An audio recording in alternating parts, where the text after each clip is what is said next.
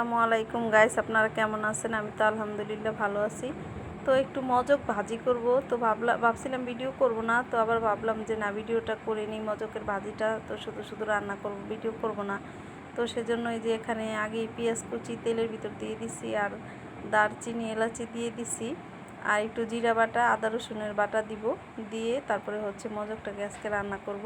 তো খাসির মাথা আনছিল, তো সেটা হচ্ছে ডাল দিয়ে রান্না করছি, আর মজকটাকে রেখে দিছিলাম। তো ভাবলাম মজকটা ভাজি করব, তো ভাবলাম ভিডিওটা করব না, আবার ভাবলাম যে না থাক, একটু ভিডিও করি। রান্না করছি যেহেতু, আমি আমার দর্শকদের সাথে শেয়ার করি ভিডিওটা।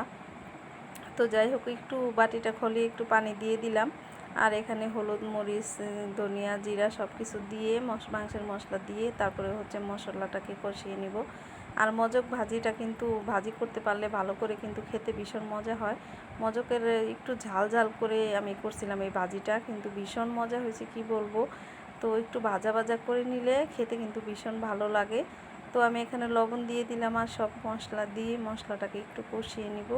কষিয়ে তারপরে হচ্ছে মজকটা দিয়ে দিব। অনেকে হচ্ছে মজকটাকে পানিতে আবার সেদ্ধ করে নেয়, তো আমি হচ্ছে অল্প একটু মজক সেজন্য সিদ্ধ টেদ্ধ করিনি, এমনিতেই ডাইরেক্ট রান্না করে নিব। তারপরেও কিন্তু ভীষণ ভালো হয়েছে।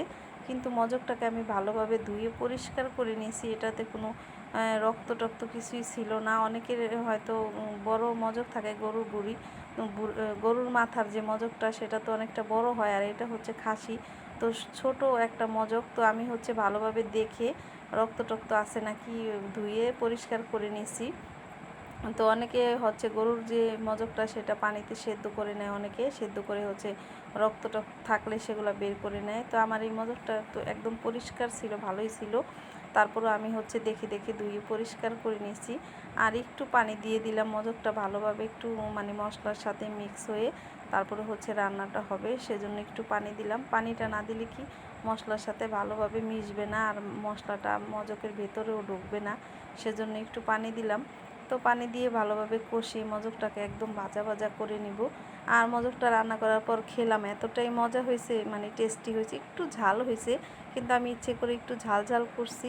তো যাই হোক, মজকটা এই যে প্রায় হয়ে গেছে আমার, দেখুন একদম আর একটু ভাজা ভাজা করলেই হয়ে যাবে। তো কেমন হলো কমেন্ট করে জানাবেন। ভালো লাগলে ভিডিওটা শেয়ার করে দিবেন, লাইক দিবেন, সাবস্ক্রাইব দিবেন, আর পেজে দেখে থাকলে ফলো দিয়ে লাইক দিয়ে সাথেই থাকবেন।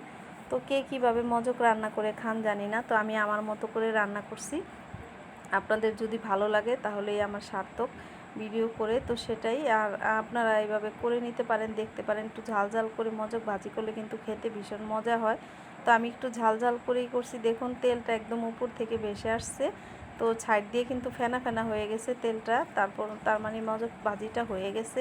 আপনারা চাইলে আরও ভাজা ভাজা করে নিতে পারেন, তারপরে বেশি ভাজা ভাজা করলে কিন্তু এতটা টেস্ট হয় না। তো আমি মশলা আর তেল একসাথে মানে মিক্স হয়ে একদম তেলটা উপরে চলে আসছে, তার মানে মজকটা হয়ে গেছে। তো আমি সেভাবেই করে নিয়েছি।